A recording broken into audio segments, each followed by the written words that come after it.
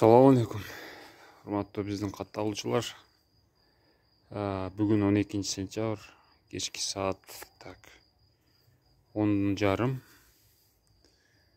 Эшиктин алдына мындай бир газета таштап кетишиптир. Конец дейт. Бул агитация мындай болбойт да. Анан башка коңшулардын эшигинин алды кантип экен деп башкалардыкын да карайлы десем, ар биринин эшигинин алдына экиден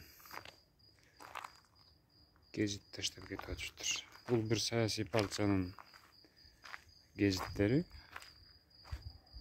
Мен ушу 3 үйдүн алдынан чыгып атат.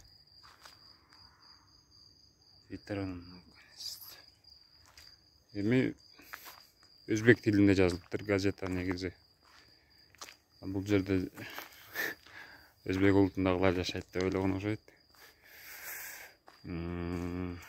Агитациянын оңой түрү же кандай түрү билбейм, бирок азыр эч ким гезит окубайт. Андан сырткары бул өзбек тилинде экен.